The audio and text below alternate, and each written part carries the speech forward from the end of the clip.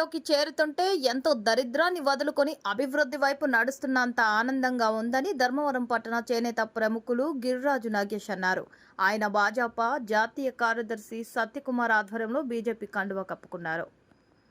ధర్మవరం పట్టణంలో గిరిరాజు నాగరాజు నాగేష్ మాట్లాడుతూ వైకాపా ఆవిర్భావం నుంచి తాను వైకాపాలో ప్రత్యక్షంగా పరోక్షంగా రాజీ లేని పోరాటాలు చేశానని, అయినప్పటికీ వైకాపా పెద్దలు తనకు ఏమాత్రం గుర్తింపు ఇవ్వలేదన్నారు.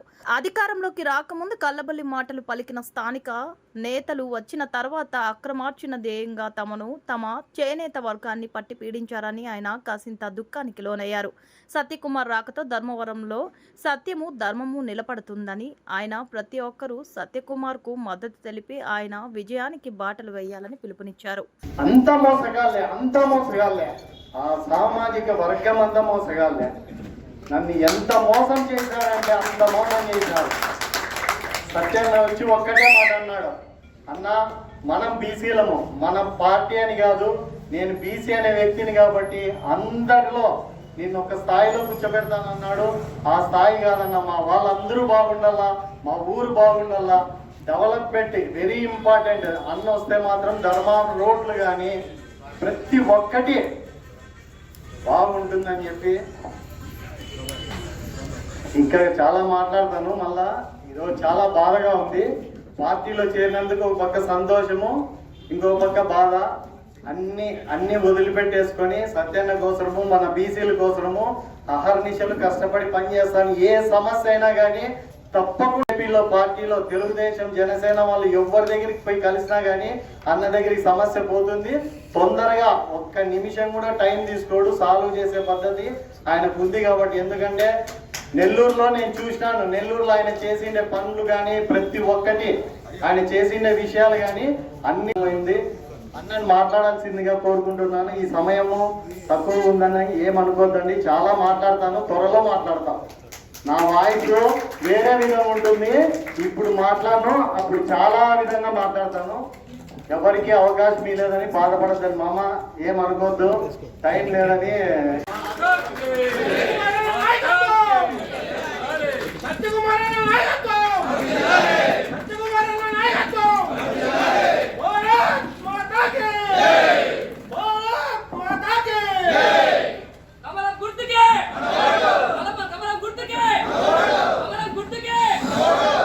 కానీ అరాచకాలు, కబ్జాలు వీటికి మాత్రం ధర్మవరంలోని ప్రజాప్రతినిధి ఒక చిరునామాగా నిలిచాడు.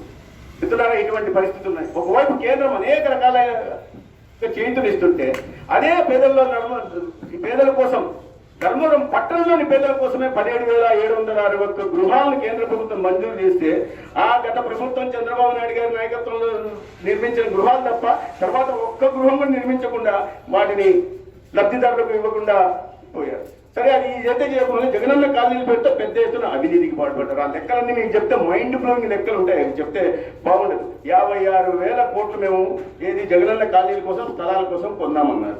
56,000 కోట్లు డివైడెడ్ బై 25,000 ఎకరాలు సేకరించామన్నారు. 56,000 కోట్లు డివైడెడ్ బై 25,000 మీరు వేయండి, లెక్కలు చూస్తే ఒక్కొక్క ఎకరా 2,40,00,000 అవుతుంది.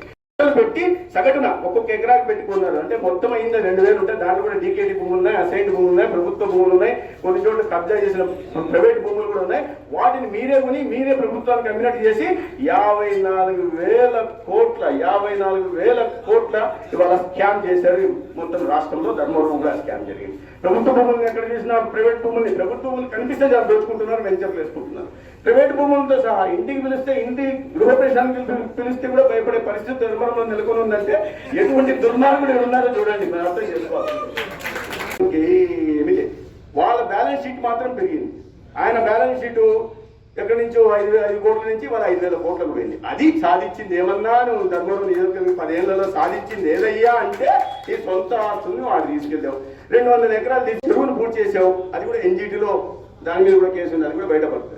పెట్టుకుంటే విహారయాత్ర చేస్తుంది, కోట కట్టుకుంటే గుర్రాలు పెట్టుకుంటే రేసింగ్ ఆడుతుంది. ఎప్పుడో రోజు ధర్మవరంకి వస్తుంది. కొన్ని రోజులు మాత్రం వచ్చి గుడ్ మార్నింగ్ అంటే మిగతా టైంలో పోయి చెన్నైలోనో బెంగళూరులోనో వేసుకుంటుంది. 3 ముక్కలో 13 ముక్కలో వేసుకుంటుంది. ఇదే చేసేది.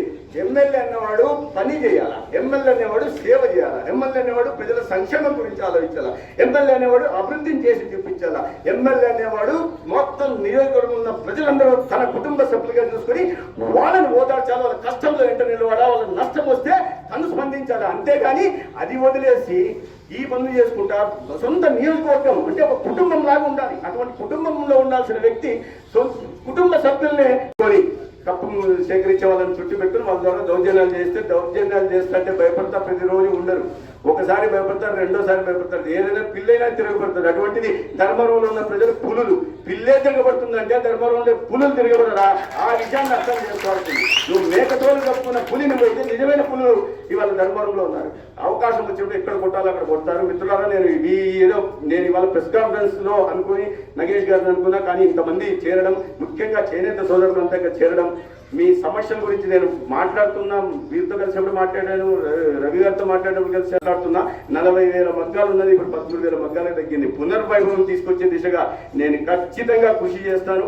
చేనేత రంగానికి ఆదుకోవడం కోసం అది కార్పొరేట్ కావచ్చు, లేదా రాయితీలు కావచ్చు, లేదా ప్రోత్సాహకులు కావచ్చు, లేదా లోన్లు కావచ్చు, లేదా ఈ ప్రాంతాన్ని టెక్స్టైల్ హబ్గా తీర్చిదిద్దడం కావచ్చు, అది చేసి చూపుతాను. నాకు ఆ తపన ఉంది, సామర్థ్యం ఉంది. కేంద్ర పార్టీలో జాతీయ కార్యదర్శిగా 3 సార్లు ఎన్నికైన వ్యక్తిని నేను. ఆ సామర్థ్యం కూడా నాకుంది. అన్నిటికి మించి అవకాశం ఉంది. ఏ మంత్రితోనైనా మాట్లాడగలిగి అభివృద్ధి కార్యక్రమాలు తెచ్చుకోగలిగిన చేనేత అవకాశం కూడా ఉంది. అందుకని నేను అర్థం చేసుకోవాల్సిందిగా ఇంకా నేను మీరు ఏ రోజు కూడా 5 ఏళ్లలో ఒక్కసారన్నా ఎక్కడన్నా సత్యకుమార్ పలానా చోట సెటిల్మెంట్ చేశాడనే మాట మీకు అది వినిపించే ప్రసక్తే లేదు. వినిపిస్తే ఈరోజు చాలా శుభదినము. వైఎస్ఆర్ కాంగ్రెస్ పార్టీ అరాచకాన్ని వదిలిపెట్టి